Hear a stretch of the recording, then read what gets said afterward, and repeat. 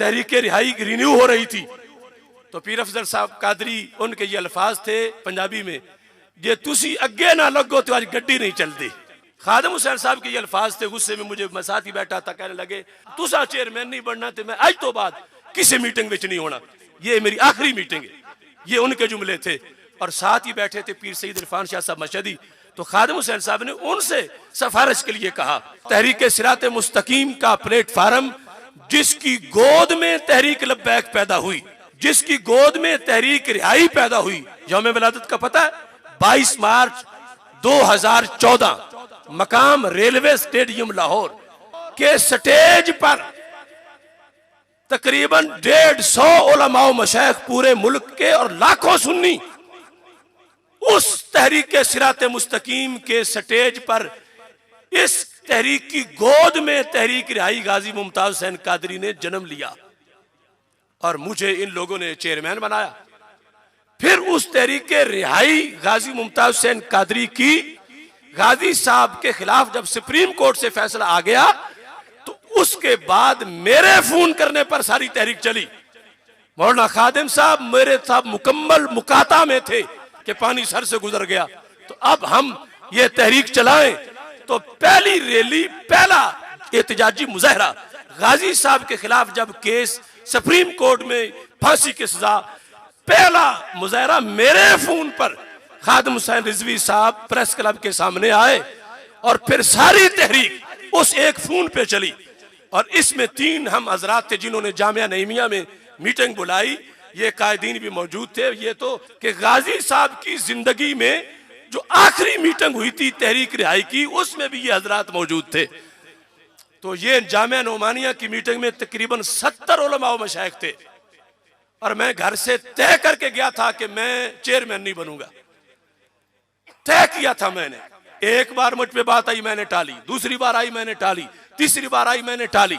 फिर मैंने अपनी तरफ से कहा कि चेयरमैन पीर सैयद मुजफ्फर हुसैन शाह साहब को बनाया जाए।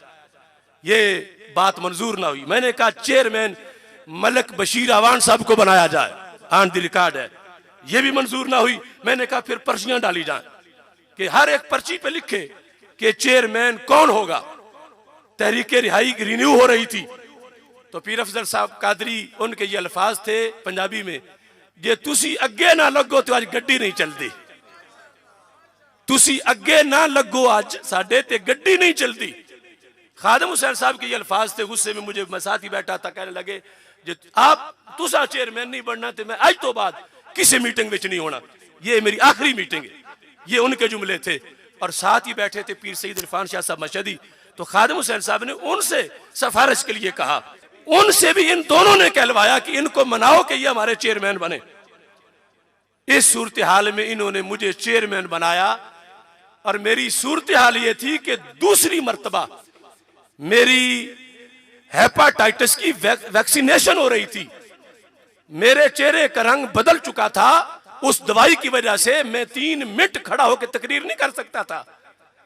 यह मेरी कैफियत थी कि मेरे हाफजे पर इतने गहरे असरात थे उस हेपाटाइटिस की सख्त दवाई की जो दूसरी बार हो रही थी। और फिर गाजी साहब का मामला गम का कि सजाए मौत हो गई है। इसके बावजूद कि डॉक्टर मुझे कहते थे किसी एक रैली में भी नहीं जाना, और मैंने एक भी नागा नहीं किया। हर रैली में गया, हर इजलास में गया। मैं कहता हूं मेरी बीमारी भी नक्शबंदी थी कि खादिम हुसैन साहब तो टांगों का मसला था ना हेपाटाइटिस, ना उनको शुगर, कि उन्हें पता ही नहीं था कि कहां तक मेरी बीमारी पहुंची हुई है। मैंने तो अपनी टांगों पे चलना था। मैं उन दिनों की आप तस्वीरें देख लें, जब मैं तकरीर करने लगता था अक्सर मैं बैठ के जुमले बोलता था। अगर खड़ा होता था तो मेरा बैलेंस सही नहीं रहता था, मुझे फौरन बैठना पड़ता था।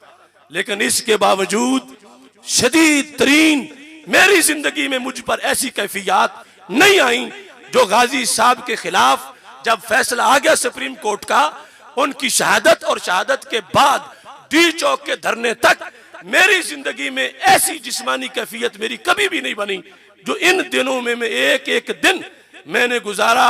ना रात को नींद, ना दिन को चैन, यानी यही कि गाजी साहब के साथ क्या बनागा, ये तहरीक कैसे चलेगी। बहरहाल इन मामलात में भी जब शदीद सर्दी के मौसम में मैं मीटिंग में बैठता था तो मेरे सर से पसीना जारी होता था, मैं पगड़ी साइड पे करके पसीने साफ करता रहता था शदीद सर्दियों में। यह सूरत हाल थी। बहरहाल हमने साथ दिया, लेकिन इसके बाद जो कुछ हुआ वो यहां नहीं,